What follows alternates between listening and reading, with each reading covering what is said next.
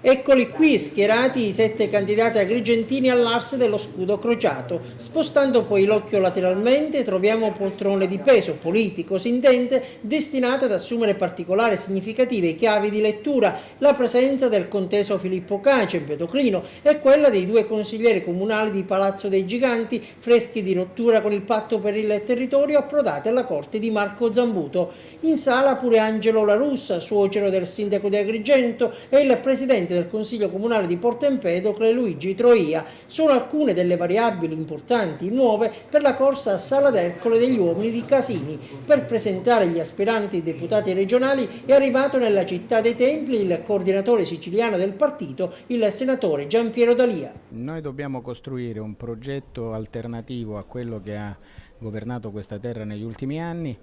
Per vincere bisogna fornire ai cittadini siciliani un'alternativa. Noi insieme al Partito Democratico e a Crocetta questa alternativa la stiamo offrendo sia dal punto di vista dei contenuti che dal punto di vista dei programmi che delle persone che mettiamo in campo. De Francisci ha lanciato l'allarme, certo non è una novità, però bisogna attenzionare il fenomeno che la mafia è interessata alle elezioni regionali. Ecco, come bisogna fronteggiare questa emergenza?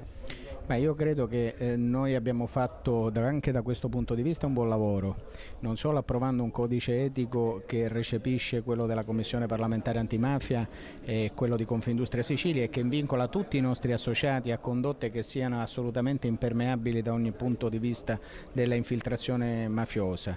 È un codice che prevede peraltro non solo la selezione dei candidati alle elezioni regionali, ma prevede anche che tutti i dirigenti politici del nostro partito in Sicilia, qualora non dovessero denunciare fenomeni di collusione mafiosa o di corruzione, vengono automaticamente espulsi, perché l'unico modo è quello di evitare, di separare ogni tipo di compromissione. PD e UDC, prove tecniche per l'alleanza del prossimo anno alle politiche, ma se nel PD con le primarie dovesse prevalere Vendola, ecco, l'UDC come si comporterà?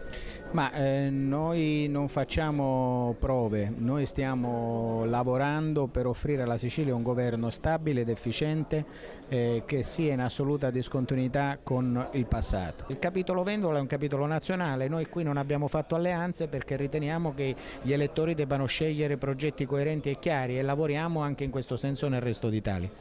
Marco Zambuto è il nuovo coordinatore provinciale dell'UDC dopo le dimissioni di Lillo Firetto, candidato all'Assemblea regionale siciliana. Un nuovo incarico, un nuovo impegno. Raccolgo questo incarico volutomi affidare dal partito con entusiasmo, ma soprattutto con servizio, per continuare a costruire questo partito in tutto il territorio. Lillo Firetto, candidato nell'UDC ma anche presente nel listino di Crocetta, questo è un dato politico importante per il vostro partito e per l'UDC agrigentino. È un dato politico significativo, io ho voluto ringraziare la segreteria regionale perché ha voluto riconoscere al gruppo dirigente di Agrigento, unitariamente rappresentato, questo importante segnale.